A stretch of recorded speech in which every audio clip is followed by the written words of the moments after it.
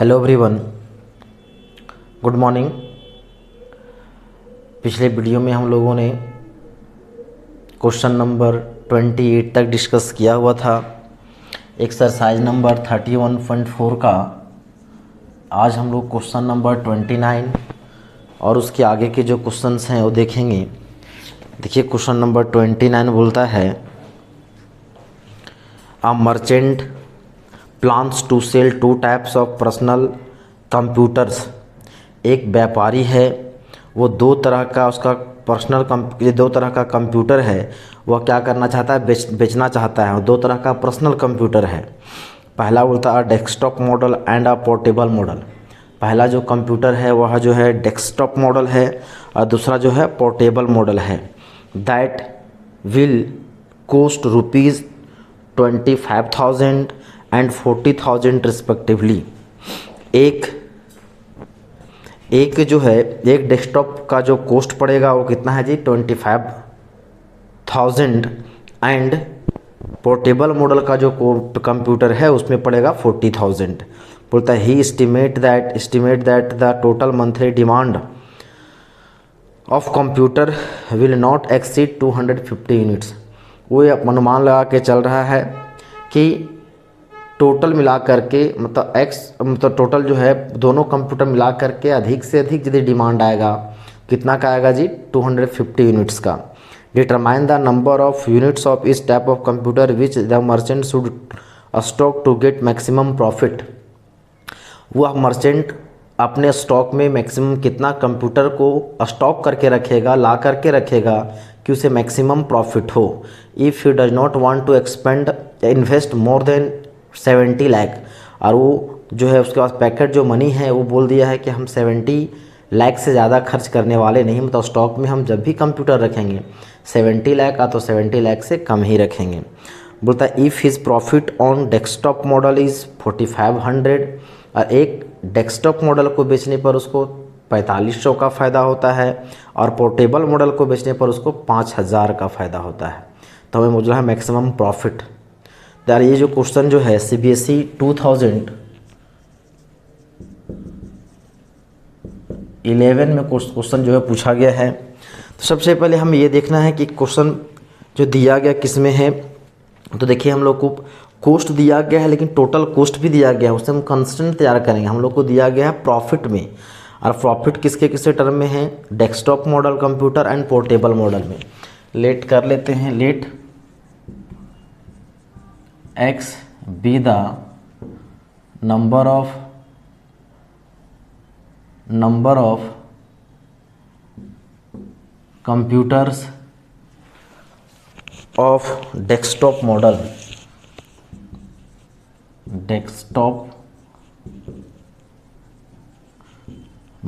and Y be the number of computer of portable model that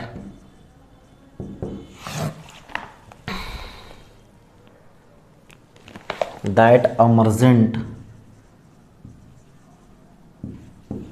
stock।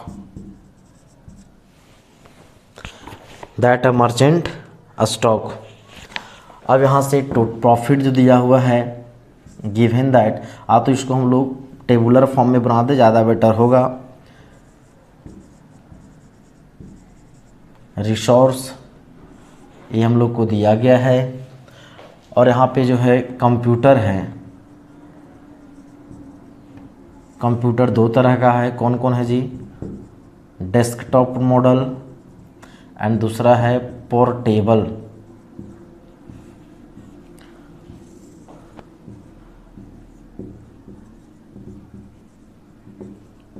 Availability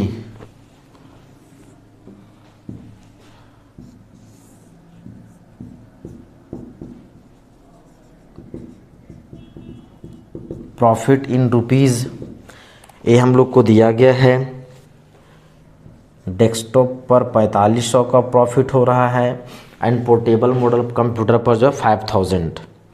और हम लोग को दिया गया है पहला जो कंस्टेंट जो है वह कोस्ट में है, एंड दूसरा जो कंस्टेंट जो है नंबर ऑफ कंप्यूटर में है, नंबर ऑफ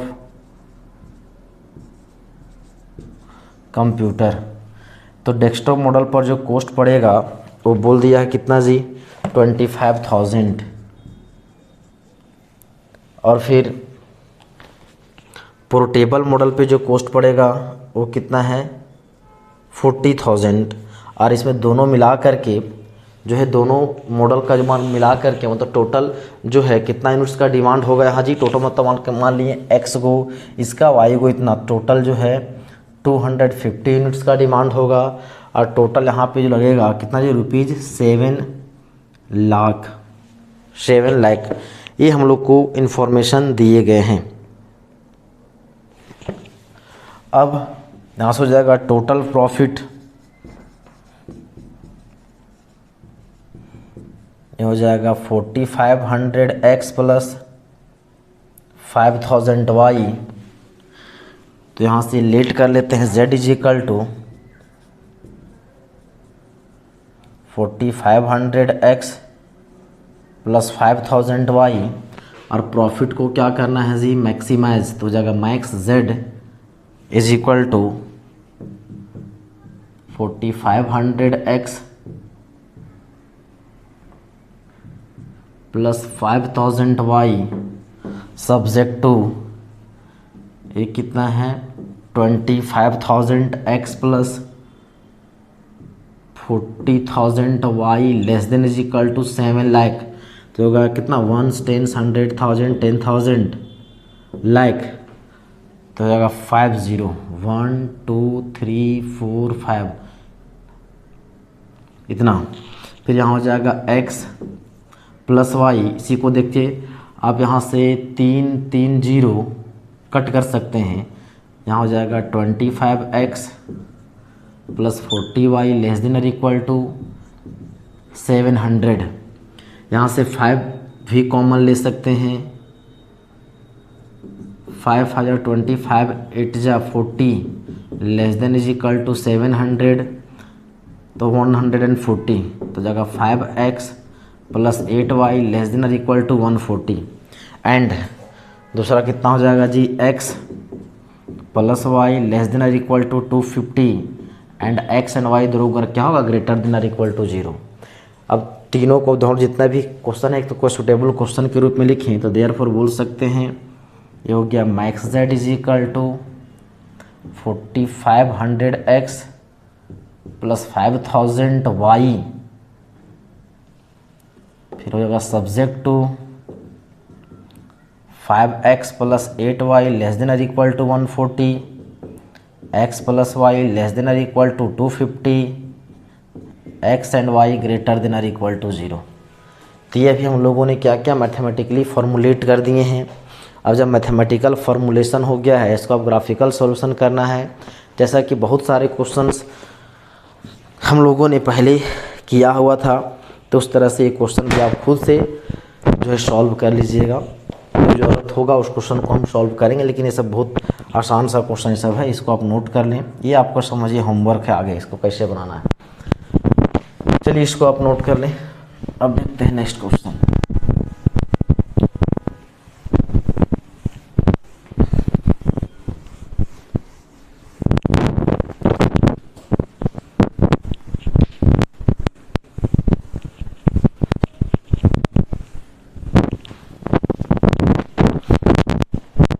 अब देखिए क्वेश्चन नंबर 30। क्वेश्चन नंबर 30 क्या बोलता है, बोलता है diet is to contain at least 80 units of vitamin A and 80 units of vitamin and 100 units of minerals. एक कोई डाइट है, भोजन में जो है 80 यूनिट क्या है, विटामिन है, एंड 100 यूनिट्स मिनरल्स है। 2 foods F1 and F2 are available. 2 तरह का भोजन है, F1 और F2। बोलता है food 1 cost ₹4 per unit and food 2 cost ₹6 per unit. Food 1 का 1 यूनिट का कॉस्ट ₹4 है, और फूड 2 के 1 यूनिट का कॉस्ट कितना है, ₹6 है। बोलता है a unit of food one contain at least 3 unit of vitamin A and a unit of mineral. क्या बोला है, यह यूनिट ऑफ फूड वन के एक यूनिट में कम से कम 3 यूनिट क्या होना चाहिए जी, मिनरल्स होना चाहिए, और क्या होना चाहिए, तो विटामिन होना चाहिए।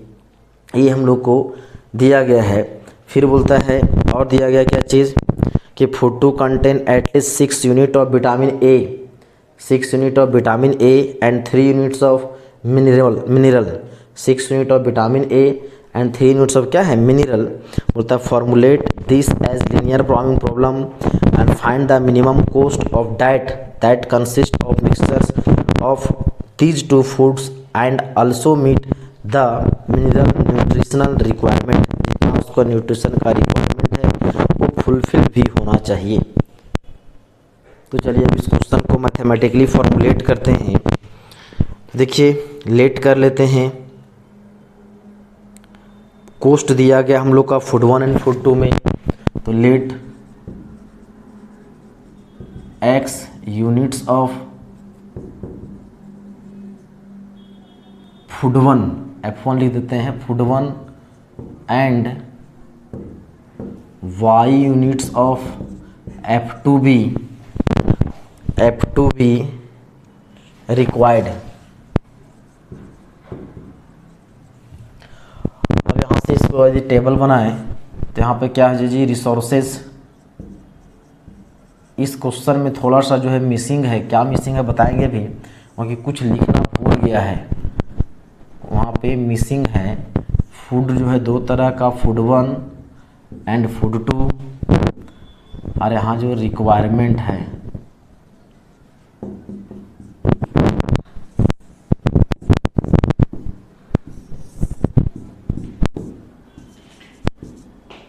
कोस्ट इन रुपीज़, कोस्ट हम लोग को दिया गया है।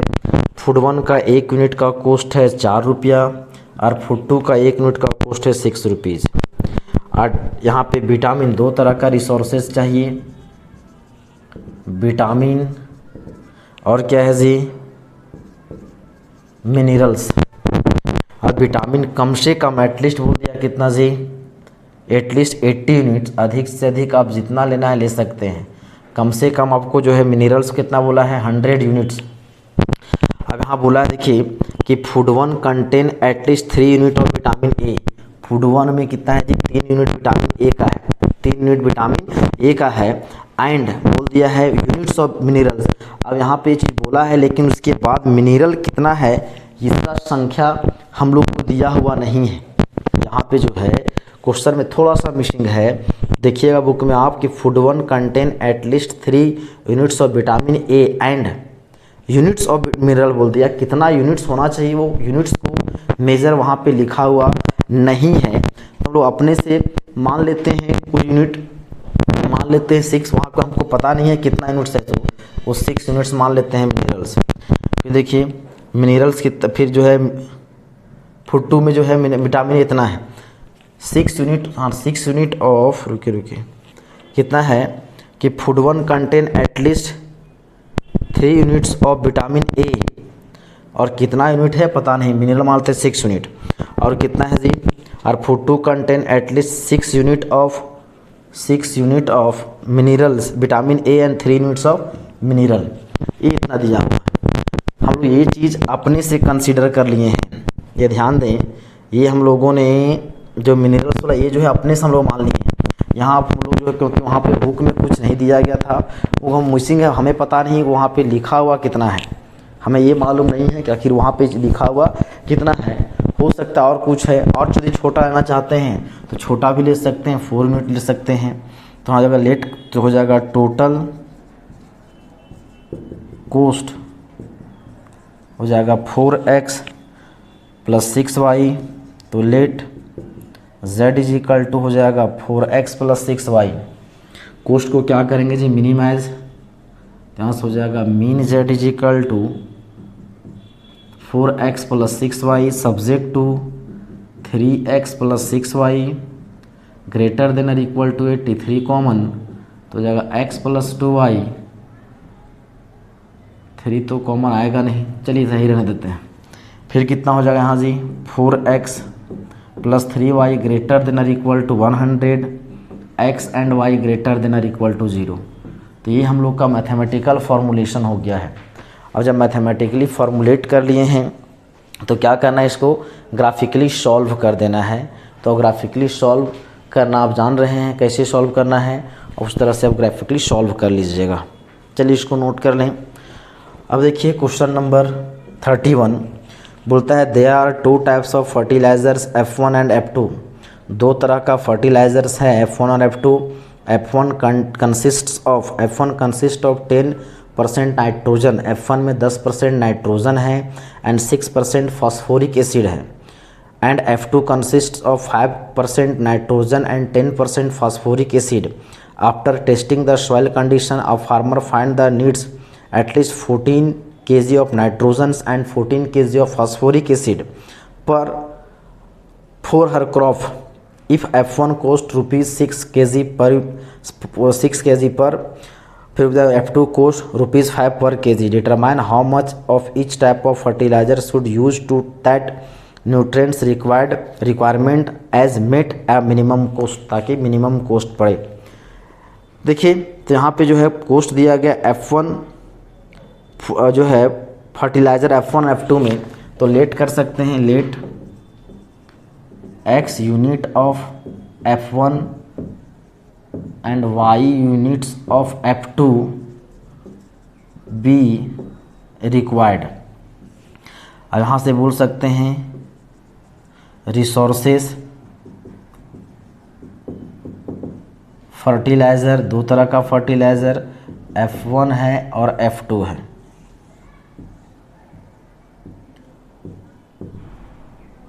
रिक्वायरमेंट क्या क्या है, रिसोर्सेस में क्या क्या हम लोग को ज़रूरत है जी, नाइट्रोजन,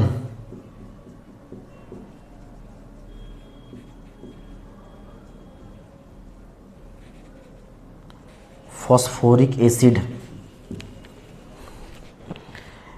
फूड 1 में जो है फर्टिलाइज़र 1 में कितना है जी 10% नाइट्रोजन एंड 6% फॉस्फोरिक एसिड।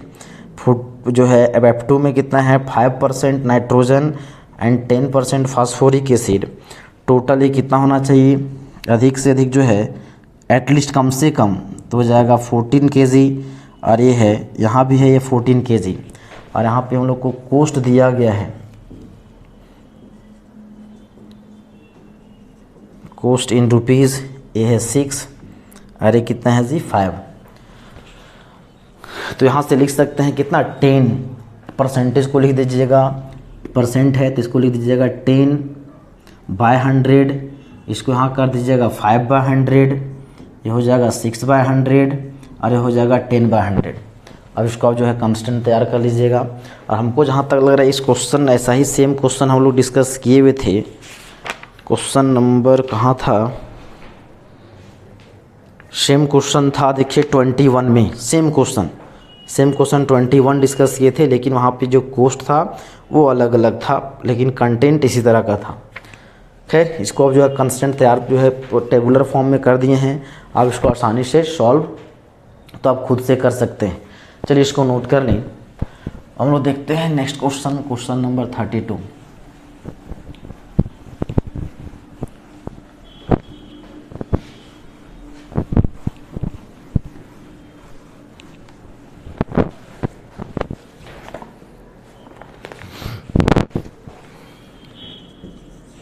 ये क्वेश्चन नंबर 32 बोलता है the corner points of the feasible region determined by the following system of linear inequalities. वो लीनियर इनइक्वलिटीज़ दिया गया है, गिवन लीनियर